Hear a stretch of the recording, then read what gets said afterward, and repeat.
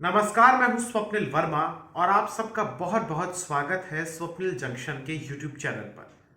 आज की इस वीडियो में मैं आपके साथ एक विचार साझा करना चाहता हूं। अपनी बात एक ऐसे मुद्दे पर रखना चाहता हूं जो इस समय ज्वलंत है। आप सभी ने सीमा हैदर का नाम जरूर सुना होगा। वही सीमा हैदर उर्फ सीमा सनातनी, जो कि पाकिस्तान से दुबई गई और उसके बाद फिर नेपाल के रास्ते भारत आई और फिर उत्तर प्रदेश के ग्रेटर नोएडा में एक सचिन नाम के लड़के से उसे मोहब्बत हो जाती है पहले तो, और फिर अपने 4 बच्चों के साथ वो ग्रेटर नोएडा में आ जाती है और यहां पर सचिन के साथ, जो कि उम्र में उससे छोटा है, उसके साथ वो रहने लग जाती है। उसके बाद एक रोज फिर ये मामला उजागर होता है और फिर लगातार मीडिया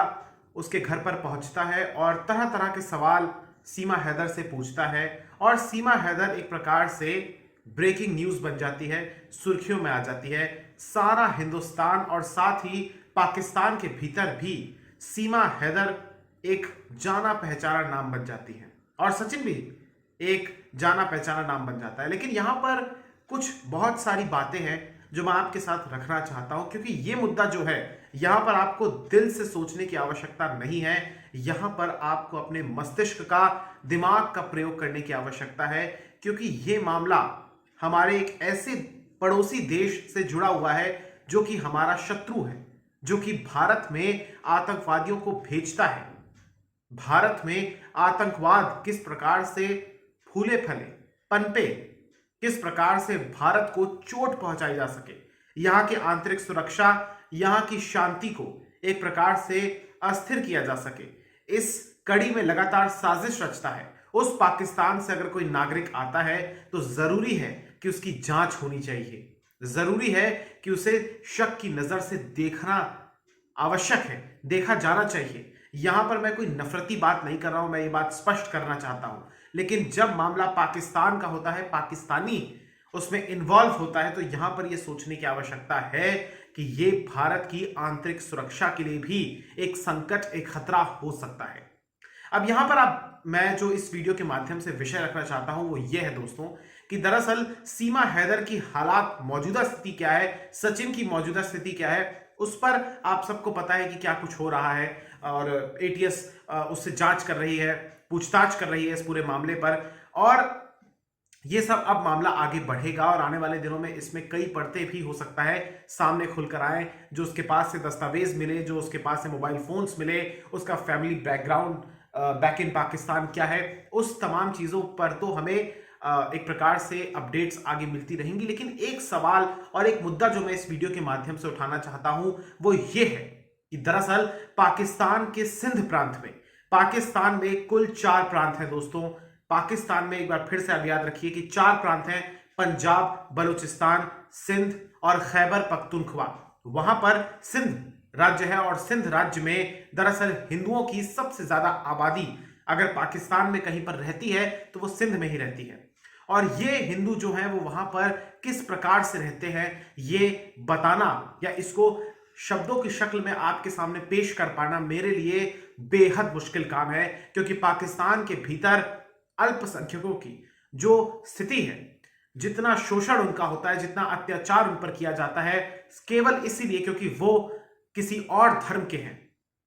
वहां के कट्टरपंथी उनको सांस तक लेने नहीं देते हैं अगर उनका बस चल जाए। केवल सांस वो ले पा रहे हैं, अन्यथा हर एक चीज से वो लोग वंचित हैं और लगातार एक प्रकार से वो पीड़ित भी हैं। और पाकिस्तान के जो कट्टरपंथी हैं, जो वहां के मौलाना हैं, जो वहां के आतंकवादी संगठन हैं, वो लगातार जब से सीमा हैदर का मामला उजागर हुआ है, सीमा हैदर का पूरा मामला ये सामने आया है, उसके बाद से लगातार वहां पर हिंदुओं को टारगेट किया जा रहा है। मैं आपको बीते 24-48 घंटों की अगर मैं खबर के बारे में बताऊं तो पाकिस्तान के इसी सिंध के अलग अलग इलाकों में दरअसल एक जगह तो एक मंदिर पर रॉकेट लॉन्चर के साथ कुछ डाकुओं ने हमला कर दिया और फिर वो कायराना हरकत उन्होंने की।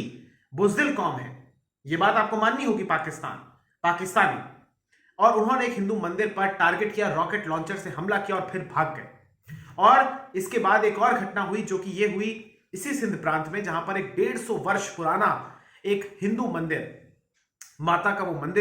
मंदिर है वो, और उसे ध्वस्त कर दिया गया, जमींदोज कर दिया गया। इसके अलावा जो पाकिस्तान की ह्यूमन राइट्स वॉच की जो एजेंसी है कह लीजिए, उसकी एक रिपोर्ट के हवाले से बात सामने आ रही है कि पाकिस्तान के भीतर 30 हिंदू महिलाओं और लड़कियों का अपहरण किया जा चुका है। पाकिस्तान की एक वीडियो भी लगातार सोशल मीडिया पर वायरल हो रही है। मैं यहां पर वो वीडियो नहीं लगा सकता क्योंकि उसमें आपत्तिजनक अपशब्द और हिंदू धर्म को टारगेट करते हुए अपशब्द उसमें कहे गए, इसलिए सुनाना सही नहीं होगा, नैतिक नहीं होगा। लेकिन आप इससे समझिए कि वो लगातार, वो नकाबपोश लोग हैं और आतंकवादी ही हैं, वो लगातार हिंदुस्तान को धमकी दे रहे हैं और ये बात कह रहे हैं कि सीमा हैदर को वापस पाकिस्तान भेजो, वरना यहां पर जो हिंदू लड़कियां हैं, हिंदू महिलाएं हैं, उनके साथ वो क्या करेंगे आप समझ ही जाइए। पाकिस्तान के भीतर लगातार जो कट्टरपंथी मौलाना है, वो जो हिंदू महिलाएं हैं, हिंदू लड़कियां हैं, उन्हें रेप तक की धमकियां दे रहे हैं। आप ये समझिए कि पाकिस्तान की कौम, पाकिस्तान की सोच, वहां की एक एक इंसान की सोच कितनी ज्यादा रेडिकलाइज्ड है, कितनी ज्यादा कट्टर है, कितनी ज्यादा घटिया, ओछी और निचले स्तर की है कि अगर सीमा हैदर ने हिंदू धर्म कबूल कर लिया, यहां पर मैं ये नहीं कह रहा हूं कि सीमा हैदर ने अगर हिंदू धर्म स्वीकार कर लिया है तो वो बिल्कुल सही है, ये मैं कतई नहीं कह रहा हूं। लेकिन अगर उसने